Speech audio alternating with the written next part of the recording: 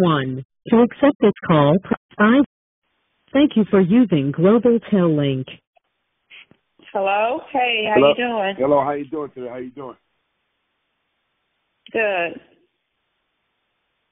How's your day going? Pretty good. A little bit later in the afternoon, so it's things have kind of slowed down a little bit, so that's a good thing. All right, Crystal. I had you call back so we could do a second interview to touch on some things that we didn't touch on the first interview, you know? Of course, yeah. And I felt that it was important to talk about the retaliation that I received from the Duke Lacrosse case, which is, to me, more important than the actual case itself, because that's what split me up from my family, and that's what actually led me in prison for now 11 years.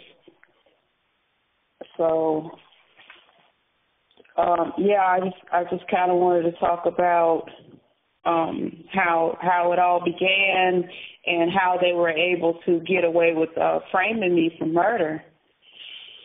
My part in it as well.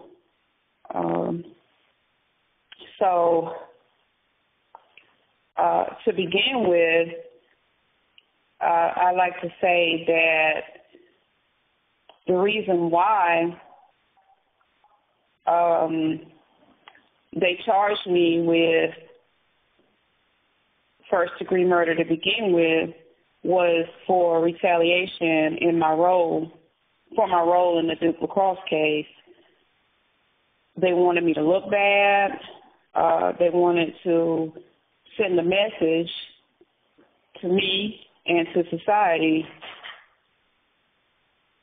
that the Duke name and the Duke structure was nothing to be fought against or to try to come up against. The power and privilege is not something that you can argue with or fight against.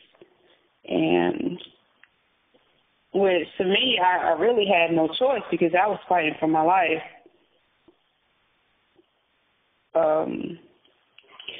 The night of April the 3rd, when I got into the altercation with my live-in boyfriend, Reginald Dave, presented a perfect opportunity for them to frame me for murder.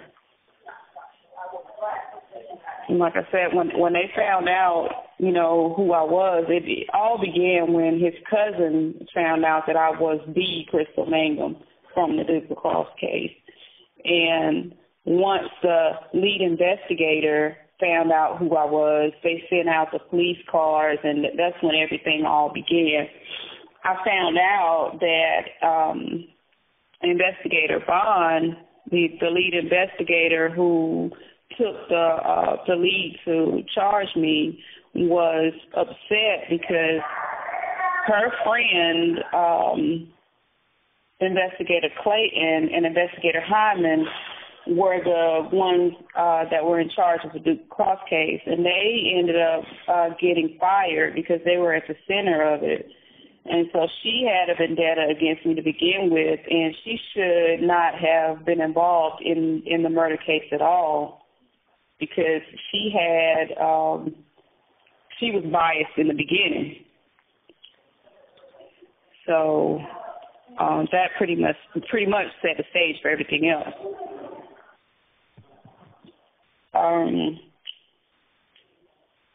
When about a year into being charged for murder, my attorney, Chris Shella, had given me the prosecution discovery, and my friend at the time, who's my fiance now, was able to go through the discovery, and he realized that the autopsy and the medical records weren't adding up. And that set the stage for a whole different investigation. So then we started investigating the medical issues. And then we realized that the autopsy was wrong, and that the autopsy was saying that he had injuries that the medical records, that were unsubstantiated in the medical records. So that set up red flags. So I filed several motions after firing my attorney and representing myself in jail. I filed several motions trying to get those charges dismissed. But Investigator Bond, who had the vendetta against me and used the Duke lacrosse case as leverage, she used the robbery charge to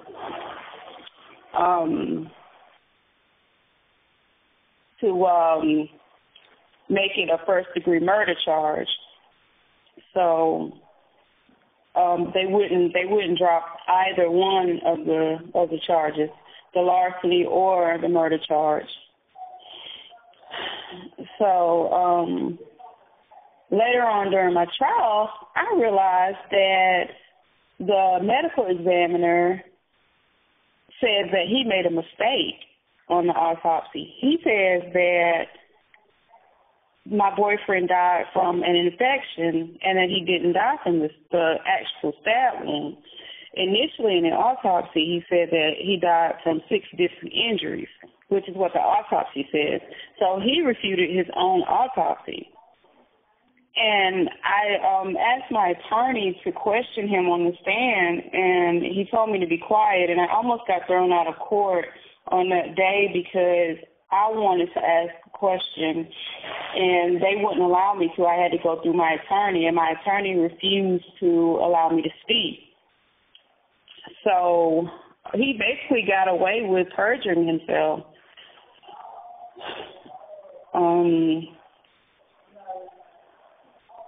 And like to this day, I don't understand, like, were there 6 different organs injured? The medical record says that there was only 1 organ injured. There are no pictures in the autopsy. None of this was answered during the trial. Dr. Nichols, who wrote the autopsy report, says that there was only 1 injury. There weren't 6 injuries, as he stated in the autopsy. So he admitted that what he'd written in the autopsy was incorrect, and he signed off on it. And no one called that into question. The judge, my attorney, the prosecution, no one. The jury didn't even have questions. So it just kind of went without notice. So at the end of the trial, that was one of the things that I wanted to bring up. So fast forward, years later, a well-renowned physician in 2019 wrote a report stating that my boyfriend died in a recovery course from alcohol withdrawal and not from the stab wound. And he says that because there were no pictures in the autopsy report and because the autopsy report doesn't coincide with the medical records, that it can't be used. It should never have been used in court of law. And basically, he says that the manner of death should have been considered an accident and not a homicide. And the cause of death was an incorrect intubation from Duke Hospital.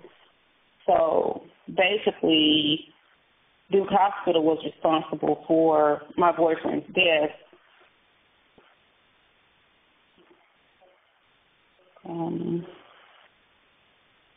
So I tried to get Dr.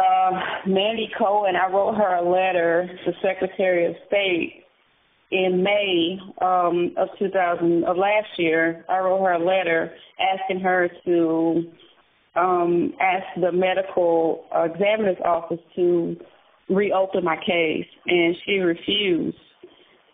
But another lady, Dottie Ante, had her case opened in 2013, and she was exonerated after her husband died while she choked him, because they determined that he had a heart attack while she was choking him, so she wasn't responsible for his death. So my question was, how was that different from what happened with my boyfriend, where he died from alcohol withdrawal and not from the stab wound? No one argued that because she choked him and he died, that he was responsible. But they would argue that because I stabbed Reginald and he died, that I was responsible. The only difference between me and her is that I'm black and she's white. She did a year and I've done 11, and I have to do 4 more. So I wrote her a letter, and basically she ignored me, and so I had a representative, my fiance had a representative, to write to her, and she basically told him that she would not look into my case. So I'm still trying to bring awareness to my case, and it's still, to me to this day, it's shocking that it's gone this far. Like, for a fraudulent autopsy, that's the basis for my conviction for my conviction to have gone this long based on a fraudulent autopsy, to me is just overwhelming. I just can't believe that I'm still here. And then on top of that, I was defending myself. So you have, not only was I defending myself, but I'm in here for a crime that wasn't even committed based on retaliation because of my role in the Duke Lacrosse case. And before the Me Too movement, you know, I'm a black woman, and I went up against some powerful white men. But a lot of times, black women are forgotten in the midst, you know, because you have black men, and I love black men, and I stand behind black men, and I'm angry that black men are dying and being shot. And then you have white women who are being taken advantage of by rich and powerful men. But let's not forget our sisters out here, too. I mean, we all got to come together and stand against the privilege. You know, I mean, with one segment of society forgotten, that one piece of the puzzle, we're just not going to be as strong if we don't come together. I mean, let's not let society forget that one piece of the population is with abused women and our minority women out here.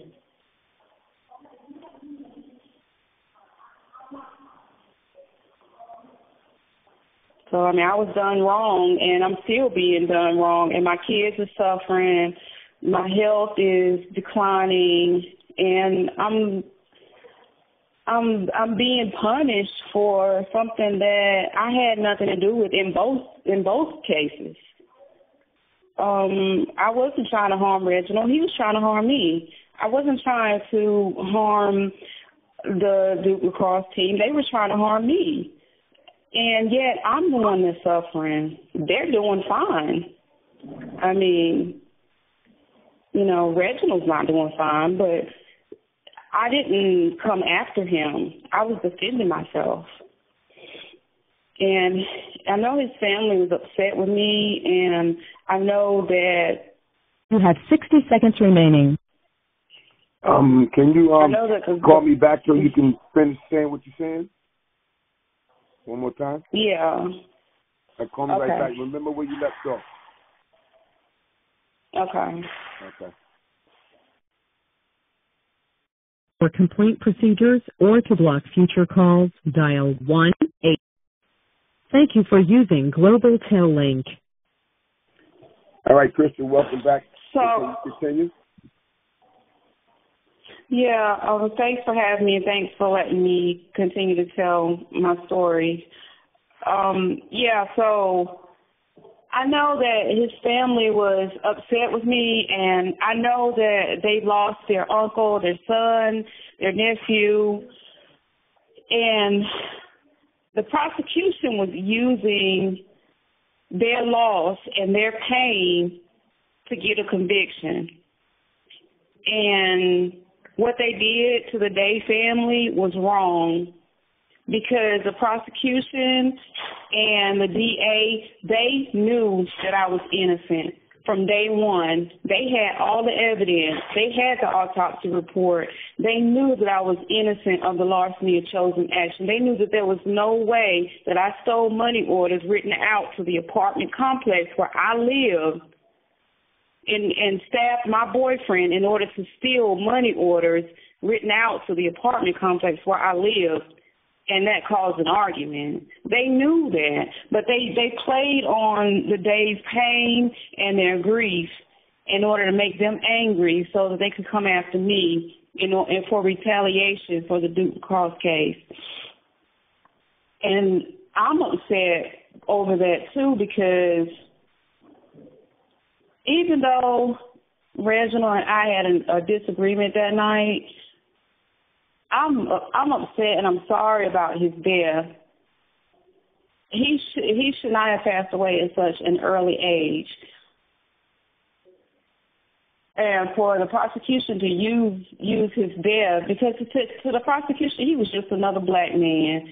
And if I had been any other woman, his death would not have been an issue. And to be honest, I mean, I would not have probably have done a day in jail. And that was the part that was really upsetting me at how they played the Day family. And I wanted to reach out to them, and I wanted them to know that Duke Hospital was responsible for their loved one's death and not me. Only because I wanted to prove my innocence, but because I was upset that they were trying to cover up for Duke Hospital and the real people responsible for his death.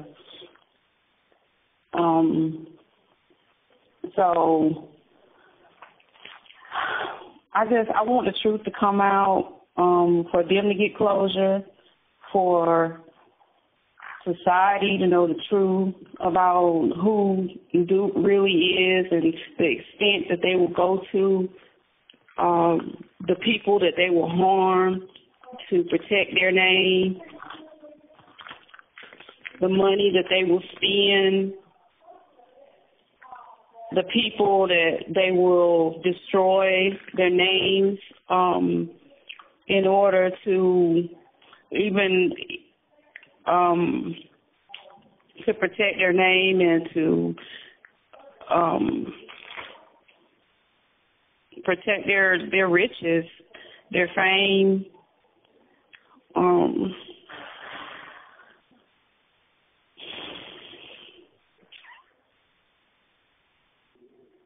Dr. Wett's report should be public knowledge, and I want to find a way to get it out there and to have an investigation done into Dr. Nichols' autopsy report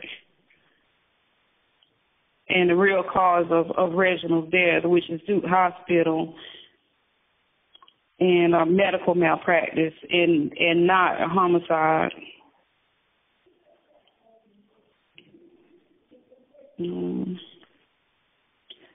My kids have had to suffer the most.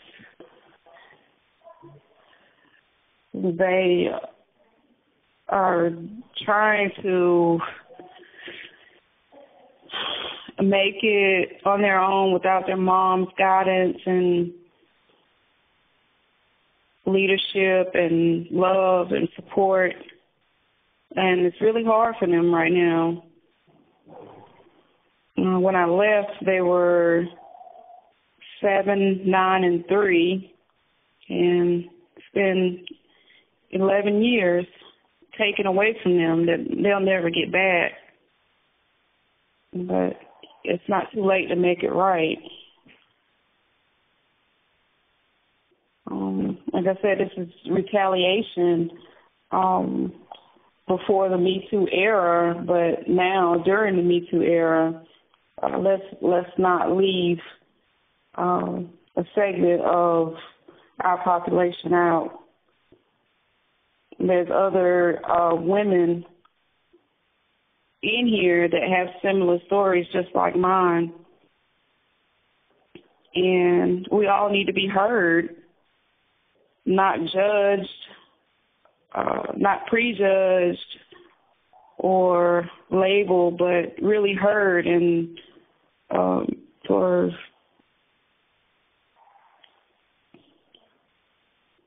people to just understand that things are not always just black and white.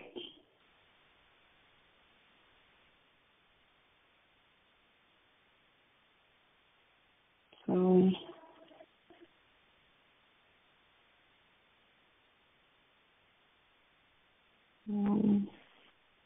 I think our nation is tired of seeing one system of justice for the privileged and another system for the less privileged. And it's a time, for us to see everybody being treated equally, based on truth, mercy and truth. And not look at the differences that divide us, but the things that bring us together.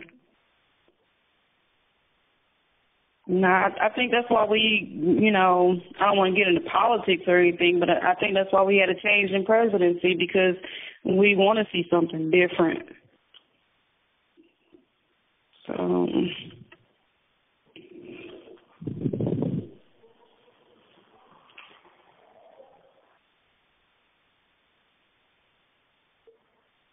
but yeah, Dr. Wett argued that, a lot of people said that because I stabbed Reggie that, and put him in the hospital and he died, that I was responsible for his death. But Dr. Wett wrote in his report that there was an intervening cause that broke the chain of events, and that was his episode with the delirium tremens related to alcohol withdrawal. Just like in the Dottie Ampty case, where Sherrod Ampty suffered a heart attack while he was being choked. So I'm just asking people to look at things from an honest point of view and from a fair point of view, and to just be fair, and not to have preconceived notions and biases based on what they've heard.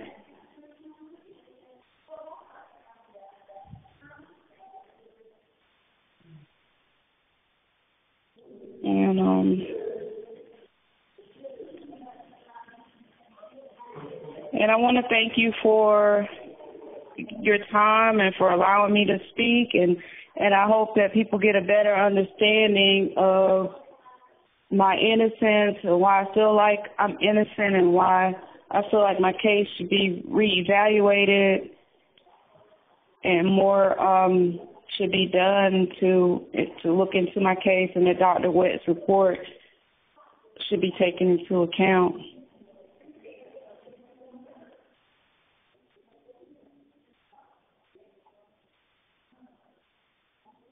Do you have any questions? No, I don't have any questions. You pretty much explained a great deal of information, very important information that people in general don't know and should know. And I want to thank you for giving me the opportunity to present this part of your story to the community. Like you said, things like this goes on a lot in the criminal justice system, especially for African American people. And this is what's important about this second part of the interview, is to bring awareness to what really happened in your case. how your freedom was stolen from you because of something that they wrongly accused you for to cover up another case that happened prior. And like I said, basically, for not being afraid and having the heart and the courage to share this with me and also with the people that's going to hear this interview.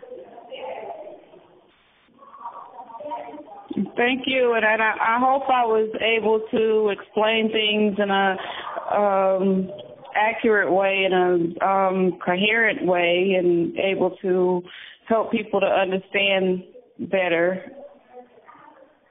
And hopefully in the future I have more time, and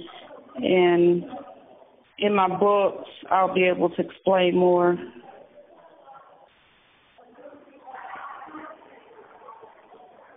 Can you tell the people that's going to listen to the interview the name of the books that you have written so far and where they can go find it?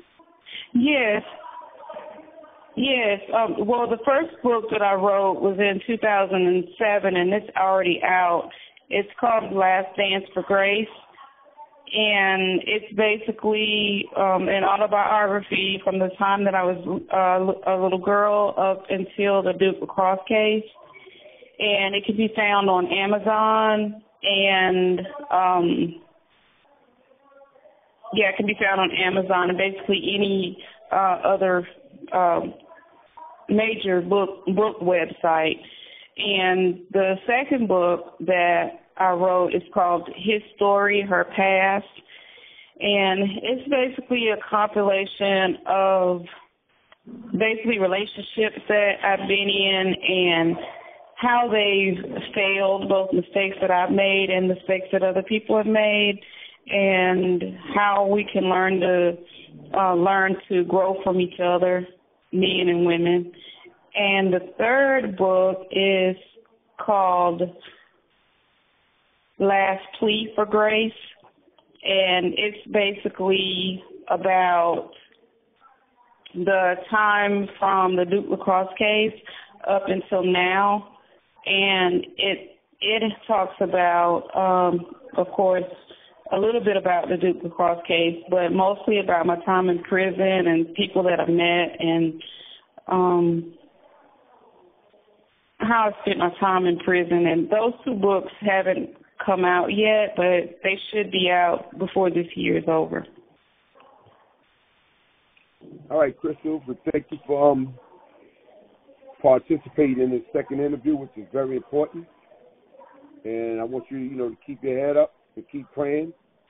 Things will work out for you. I know it.